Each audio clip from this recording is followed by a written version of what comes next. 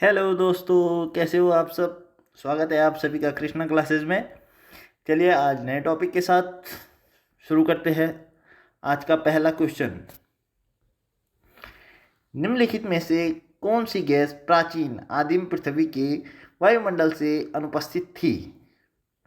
मतलब कि प्राचीन में कौन सी गैस अनुपस्थित थी, कौन सी गैस एब्सेंट थी।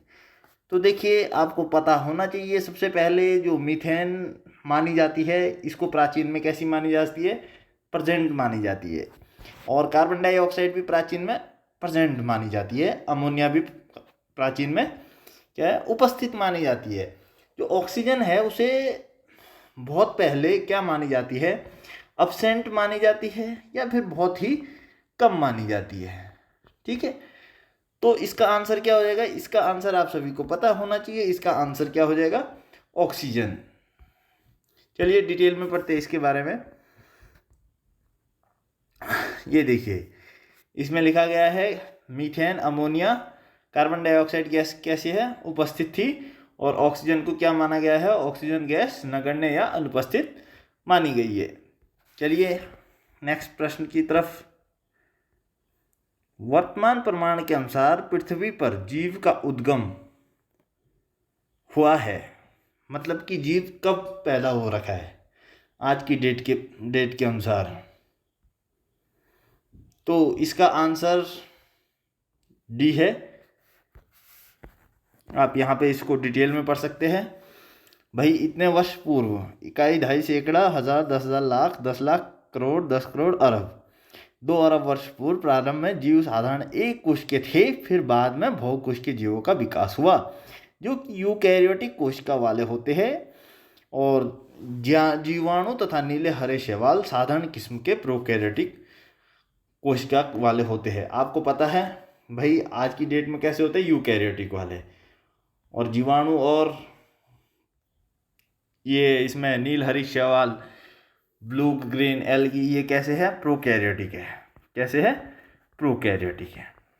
आपको पता होना चाहिए यूकैरियोटिक और प्रोकैरियोटिक में डिफरेंस मैं फिर से बता देता हूँ। पिछले वीडियो में भी मैंने बताया था। इसमें क्या है, केंद्रक सुस्पष्ट दिखाई देता है और इसमें केंद्रक कैसा है, नहीं दिखाई देता सुस्पष्ट। उसको क्या बोलते हैं, न्यूक्लियोइड बोलते हैं। न्यूक्लियस को क्या बोलते हैं, न्यूक्लियोइड। ठीक है, केंद्रक कला अनुपस्थित मतलब अब्सेंट, और इसमें प्रेजेंट। प्रो का मतलब होता है पुराना, प्राचीन, और यू का मतलब है नया, जो अभी नवीनतम है। तो आप ध्यान रखेंगे, बैक्टीरिया और ब्लू ग्रीन एल्गी में क्या होता है, प्रोकैरियोटिक होता है, न्यूक्लियस अब्सेंट होता है, जबकि उसमें यूकैरियोटिक होता है और न्यूक्लियस प्रेजेंट होता है। ठीक है, केंद्रक कला भी उसको बोलते हैं। केंद्रक कला उपस्थित किस में है, यूकैरियोटिक में, और केंद्रक कला अनुपस्थित किस में, प्रोकैरियोटिक में। चलिए नेक्स्ट प्रश्न की तरफ बढ़ते हैं। पृथ्वी पर सबसे पुराना जीव कौन सा है। इसका आंसर आप सभी को पता होना चाहिए। इसका आंसर क्या है, ए। पृथ्वी पर पुराना जीव नील हरी शैवाल है। ये ऐसे प्रथम जीव है जिन्होंने सूर्य के प्रकाश एवं जल के प्रयोग से भोजन का निर्माण करना प्रारंभ किया। इस क्रिया से उत्पन्न हुई ऑक्सीजन गैस वायुमंडल में फैलने लगी। अन्य जीवों के विकास में कैसे हुई सहायता। तो इसका आंसर क्या हो गया, ए। हम फिर से लगाएंगे इसमें, इसका आंसर ए। चलिए नेक्स्ट प्रश्न की तरफ। डार्विन द्वारा प्रस्तुत प्राकृतिक वर्णवाद निम्न में से किस पर आधारित है। डार्विन द्वारा प्रस्तुत over production, struggle for existence and variations, survival of the fittest. तो मुझे लगता है इसका आंसर डी है, उपयुक्त सभी है, सभी पर है। डार्विन द्वारा प्राकृतिक वर्णवाद, तो ये इसका डिटेल में आप पढ़ सकते हैं। चार्ल्स डार्विन इंग्लैंड के जैव विकासवाद थे। इन्होंने डार्विनवाद प्रस्तुत किया। डार्विनवाद को प्राकृतिक वर्णवाद भी कहते हैं। डार्विनवाद की विस्तृत व्याख्या उनकी पुस्तक, कौन सी पुस्तक है, आपको पता होना चाहिए, प्राकृतिक चुनाव। कौन सी है, प्राकृतिक चुनाव द्वारा जातियों की उत्पत्ति। ये उनकी पुस्तक है, प्राकृतिक चुनाव द्वारा। इसमें प्राकृतिक वर्णवाद, over production, struggle for existent और वेरिएशंस एंड ये यहाँ पे लास्ट क्या है, लास्ट आप देख सकते हैं सर्वाइवल ऑफ द फिटेस्ट, इन तीनों पर आधारित है। तो चलिए इसका आंसर क्या हो गया, इसका आंसर आपके डी हो चुका है, उपयुक्त में से सभी। अगले नेक्स्ट प्रश्न की तरफ बढ़ते हैं।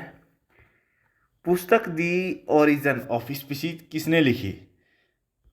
पुस्तक दी ओरिजिन ऑफ स्पीच, देखिए मेंडल ने बिल्कुल भी नहीं, लेमार्क ने बिल्कुल भी नहीं, तो इसका आंसर आपको पता होना चाहिए। ओरिजिन ऑफ स्पीसीज किसने लिखी? डार्विन ने। अभी ऊपर ही मैंने बताया था इसके बारे में। चलिए ये देखिए यहाँ पे लिखा भी है, चार्ल्स डार्विन इंग्लैंड के जैव विकास, इनके द्वारा प्रस्तुत विकासवाद को डार्विनवाद या प्राकृतिक वर्णवाद कहते हैं। थ्योरी ऑफ नेचुरल सिलेक्शन किसने? डार्विन ने। चलो नेक्स्ट, विकासवाद का सिद्धांत किसने प्रतिपादित किया? इसका भी हम डिटेल में देख लेते हैं। चार्ल्स डार्विन का मत था कि प्रकृति क्रमिक परिवर्तन द्वारा अपना विकास करती है। विकासवाद कहलाने वाला यही सिद्धांत आधुनिक जीव विज्ञान की नींव है। तो इसका आंसर भी क्या हो गया? सी। विकासवाद किसने दिया? डार्विन ने। चलिए नेक्स्ट प्रश्न की तरफ बढ़ते हैं। जैव विकास को सर्वप्रथम किसने समझाया?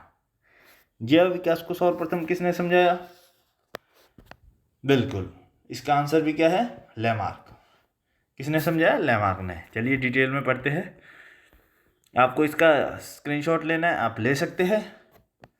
जैव विकास परिकल्पना पर पहला तर्क संगत सिद्धांत फ्रांसीसी जैव वैज्ञानिक जीन ये है बैटिस्टे डी लेमार्क ने प्रस्तुत किया, जो 1809 में उनकी पुस्तक, कौन सी पुस्तक? फिलोसफी जूलॉजिकल, किसमें? फिलोसफी जूलॉजिकल में छपाई से लेमार्क का सिद्धांत उपार्जित लक्षणों की वंशागति, उपार्जित लक्षणों की वंशागति, ठीक है, किसका? लेमार्कवाद का सिद्धांत है, ये भी ध्यान रखना। नेक्स्ट क्वेश्चन, विकास के उत्परिवर्तन सिद्धांत का प्रतिपादन क्या था? विकास के उत्परिवर्तन सिद्धांत का प्रतिपादन किसने किया था? ह्यूगो डी व्रीज ने। ध्यान रखना, म्यूटेशन थ्योरी किसने दी? ह्यूगो डी व्रीज ने। चलिए ये यहाँ पे लिखा है, म्यूटेशन थ्योरी किसने की थी? हॉलैंड के थे, कौन? Hugo de Vries. चलिए, नई जाति की उत्पत्ति अचानक एक बार में होने वाले स्पष्ट स्थायी वंशागत बड़ी विभिन्नताओं के कारण होती है। जाति का पहला सदस्य जिसमें उत्परिवर्तन लक्षण दिखाई देता है उत्परिवर्ती म्यूटेंट कहलाता है। इन्होंने अपना प्रयोग सांध्य प्रिमरोज पर किया था, ठीक है, ये ध्यान रखने वाली बात है। किस पर किया था? सांध्य प्रिमरोज पर। चलिए नेक्स्ट, विकास का मुख्य कारक है, विकास का मुख्य कारक कौन सा है?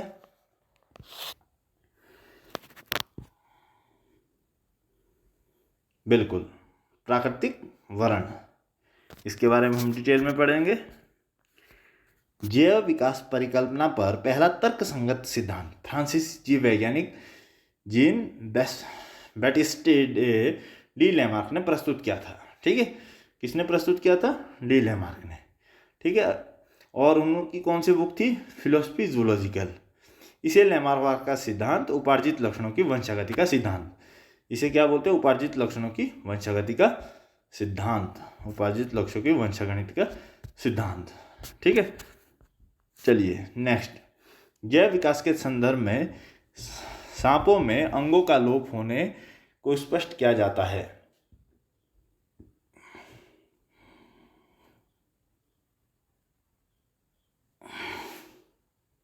चलिए इसका आंसर क्या है? बिलों में रहने के प्रति अनुकूल से प्राकृतिक चयन से उपार्जित लक्षणों की वंशागति से बिल्कुल नहीं, अंगों का उपयोग तथा अनुपयोग किए जाने से इसे क्या हो गया? सांपों का लोप हो गया अंगों का, ठीक है। चलिए इसके बारे में लेमार्क ने बता रखा है। लेमार्क के अनुसार परिवर्तन शरीर के उपयोग तथा अनुपयोग के कारण होते हैं। भाई अगर हमारे को कुछ चीज़ को हम यूज़ कर रहे हैं तो वो उस हिसाब से क्या होगा? उसमें परिवर्तन आएगा। लेकिन जिसको हम यूज़ नहीं कर रहे हैं तो वो किसके रूप में हमारे उसमें बचे रहेंगे? अवशेषी अंग के रूप में। ये किसने बोला था? लेमार्क ने। तो बदलते वातावरण में जीवधारी नई आवश्यकताओं की पूर्ति हेतु अपने कुछ अंगों का अधिक प्रयोग करते हैं, जबकि कुछ अंगों का कम, जिसके कारण अधिक प्रयोग किए जाने वाले अंग सुदृढ़ एवं सुविकसित हो जाते हैं। तथा वे जिनका प्रयोग कम करते हैं निष्क्रिय तथा धीरे धीरे लुप्त हो जाते हैं। ठीक है, उदाहरण हमारे शरीर में कौन से अवशेषीय अंग है? लेमार्क ने अंगों के अनुप्रयोग के उदाहरण के रूप में सर्पों में टांगों के अभाव को बताया। चलिए नेक्स्ट प्रश्न की तरफ। भारत की विशाल वन्य बिल्लियों में किसके बारे में कहा जाता है कि वो हाल ही में विलुप्त हो गई? विशाल वन्य बिल्ली, ठीक है, चीता। ठीक है, चलिए इसका डिटेल में हम पढ़ेंगे। चीता अकेला पशु है जो भारत में विलुप्त घोषित किया गया है। ठीक है, बाकी सब अभी फिलहाल है, लेकिन शिकारी लोग अगर उनका शिकार नहीं करेंगे जिससे हमारा वन भी संरक्षित रहता था, आज देखिए जगह जगह आजकल आग लग रही है। तो इनका भी अपना महत्व है। सभी से रिक्वेस्ट है इस चीज़ों को समझे, सभी का अपना अपना महत्व है और आगे आए ऐसे शिकारियों को समझाएं या फिर उनको दंडित करने की प्रक्रिया पर लगे रहे। आधुनिक मनुष्य के हाल का पूर्वज है, जो आज का मनुष्य है होमो सैपियंस सैपियंस, उसका पूर्वज कौन है? बिल्कुल, कौन है? क्रोमैग्नोन मानुष, ठीक है, या मानव। ठीक है, तो ये है यहाँ पे क्रोमैग्नोन मनुष्य को आधुनिक वैज्ञानिक वर्तमान मानव होमो सैपियंस का अंतिम सीधा पूर्वज तथा आधुनिक मानव की एक उपजाति होमो सैपियंस फॉसिल्स मानते हैं। क्रोमैग्नोन का शरीर गठा हुआ लगभग 180 सेंटीमीटर, कितना? 180 सेंटीमीटर, 6 फुट लंबा तथा इसकी कपाल गुहा 1600 क्यूबिक सेंटीमीटर थी। ठीक है, चलिए ऑर्कोप्टेरिक्स है।